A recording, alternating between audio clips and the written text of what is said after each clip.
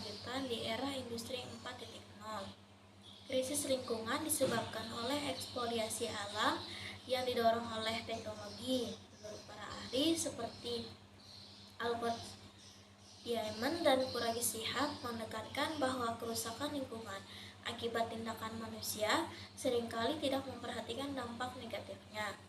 Revolusi industri 4.0 yang melibatkan teknologi digital, kecerdasan buatan, dan otomatisasi membawa kemajuan namun juga meningkatkan dampak lingkungan seperti yang pertama, peningkatan limbah elektronik yang sulit terurai. Yang kedua, konsumsi energi tinggi yang meningkatkan emisi gas rumah kaca. Yang ketiga, pencemaran lingkungan dan deforestasi akibat permintaan bahan baku. Tantangan utama pembangunan berkelanjutan adalah mengimbangi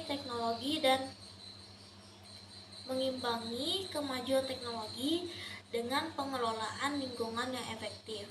Seperti di Indonesia, pada petani kopi di Jawa Barat, kurangnya akses teknologi dan keterampilan digital menghambat produktivitas. Solusinya yaitu kemitraan, pelatihan digital, dan peningkatan infrastruktur. Secara keseluruhan, untuk mencapai pembangunan berkelanjutan, penting untuk mengurangi dampak negatif industri 4.0 dan mengelola sumber daya secara bijaksana. Dan yang selanjutnya yaitu kesenjangan antara perkembangan teknologi dengan tanggung jawab lingkungan. Indonesia dengan pengguna media sosial terbesar keempat di dunia masih menghadapi kesenjangan digital antara daerah pedesaan dan perkotaan. Kesenjangan ini disebabkan oleh rendahnya literasi digital dan akses terbatas terhadap teknologi informasi dan komunikasi atau TIK, terutama di daerah pedesaan. Meskipun indeks literasi digital Indonesia cukup tinggi, 3,65, masalah seperti penyebaran berita hoax masih ada. Teknologi membawa dampak positif, tetapi juga membawa dampak negatif juga, seperti polusi dan emisi karbon. Teknologi dapat membantu konservasi lingkungan dengan pemantauan dan pengambilan keputusan berbasis data.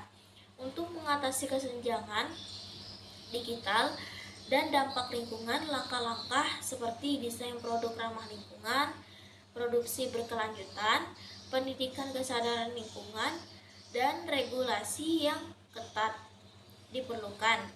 Contohnya, dampak negatif teknologi terhadap lingkungan meliputi limbah elektronik di Afrika, deforestasi di Amazon, kerusakan akibat tambang batu bara di Kalimantan, dan lingkungan di industri kelapa sawit.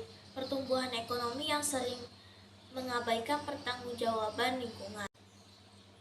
Dan yang ketiga, penerapan nilai-nilai Pancasila dalam menjaga kelestarian alam dan keadilan antar generasi. Yang pertama, konsep keadilan antar generasi. Setiap generasi memiliki hak atas sumber daya alam yang sama dan tanggung jawab untuk melestarikannya bagi generasi mendatang. Konsep ini menjadi dasar pembangunan berkelanjutan, menuntut konservasi, pemeliharaan kualitas lingkungan, dan perlindungan akses terhadap sumber daya. Yang kedua, penerapan Pancasila. Sila kedua dan kelima menekankan perlakuan adil terhadap alam dan pemerataan sumber daya secara berkelanjutan. Nilai Pancasila mengajarkan tanggung jawab bersama untuk menjaga lingkungan melalui syukur, penghormatan hak, partisipasi masyarakat, dan keadilan distribusi. Yang ketiga, implementasi praktis. Pendidikan lingkungan dan pengelolaan sumber daya alam secara bijak melibatkan masyarakat, pemerintah, dan dunia usaha dalam pelestarian lingkungan, menerapkan teknologi ramah lingkungan dan konservasi sumber daya. Yang keempat, studi kasus. Yang pertama yaitu ada Baduy yang bertempat di Banten melestarikan alam dengan aturan adat. Yang kedua, Panglipuran di Bali, harmoni dengan alam melalui Trihita Karana. Dan yang terakhir ada suku Dayak di Kalimantan menggunakan kearifan lokal dalam pengelolaan hutan. Yang kelima yaitu tantangan dan solusi eksploitasi berlebihan merugikan generasi mendatang. Solusinya yaitu konservasi, penghematan dan regulasi hukum untuk berkelanjutan lingkungan, menjaga kelestarian alam, tanggung jawab bersama. Penerapan nilai-nilai Pancasila dapat mewujudkan keadilan antar generasi dan mendukung pembangunan berkelanjutan. Dan yang terakhir yaitu ada solusi pendekatan Pancasila dalam kebijakan pembangunan berkelanjutan dan perlibatan masyarakat dalam gerakan lingkungan. Definisi pembangunan berkelanjutan memenuhi kebutuhan masa kini tanpa mengorbankan kebutuhan generasi mendatang. Pendekatan Pancasila mengintegrasikan nilai-nilai Pancasila dalam kebijakan pembangunan, menyeimbangkan aspek ekonomi sosial, budaya, dan lingkungan. Solusi pendekatan Pancasila pengelolaan sumber daya alam seperti konservasi, rehabilitas, dan efisiensi. Kebijakan berbasis Pancasila mengintegrasikan prinsip-prinsip keadilan, demokrasi, dan gotong royong. Pemberdayaan dan partisipasi masyarakat melibatkan masyarakat dalam pembangunan, pengelolaan lingkungan, dan pengembalian keputusan. Pendidikan nilai Pancasila mengajarkan nilai persatuan, keadilan sosial, dan kesadaran lingkungan. Peran serta masyarakat, elemen penting dalam pengambilan keputusan lingkungan secara demokratis. Aktivitas meliputi pengelolaan sampah, menjaga flora atau fauna, hemat energi, dan kegiatan bersama seperti gotong royong. Nilai-nilai Pancasila dalam pembangunan berkelanjutan. Yang pertama, ketuhanan yang Maha Esa, menghargai alam sebagai ciptaan Tuhan. Yang kedua, kemanusiaan yang adil dan beradab, hak setiap orang atas lingkungan sehat. Dan yang ketiga, persatuan Indonesia, melibatkan semua pihak dalam melestarikan lingkungan.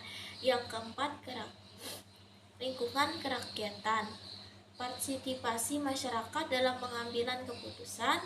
Yang keempat, keadilan sosial, distribusi manfaat lingkungan yang adil. Yang selanjutnya yaitu ada manfaat pendekatan Pancasila, meningkatkan kesadaran lingkungan dan rasa memiliki, menciptakan lingkungan bersih, sehat, dan lestari, menjamin keberlanjutan sumber daya alam bagi generasi mendatang, mempererat persatuan bangsa melalui kerjasama menjaga lingkungan. Studi kasus Desa Wisata Lestari Bali, kombinasi pariwisata dengan pelestarian lingkungan menggunakan nilai-nilai Pancasila, yaitu ketuhanan menggunakan upacara adat untuk keseimbangan alam, gotong royong, dan pengelolaan desa secara bersama. Yang kedua, keadilan sosial, hasil desa wisata dinikmati merata, solusi pelestarian budaya lokal dan pengelolaan sampah, energi terbarukan, pelatihan masyarakat, dan kemitraan lintas sektor. Pendekatan Pancasila dalam pembangunan berkelanjutan menjadi solusi efektif untuk menciptakan masyarakat yang harmonis dengan alam, memperkuat kesadaran lingkungan, dan mencapai kesejahteraan bersama. Saja poin-poin yang dapat saya jelaskan dari book chapter ini. Apabila ada salah kata, mohon dimaafkan. Sekian dari saya, terima kasih. Bye-bye.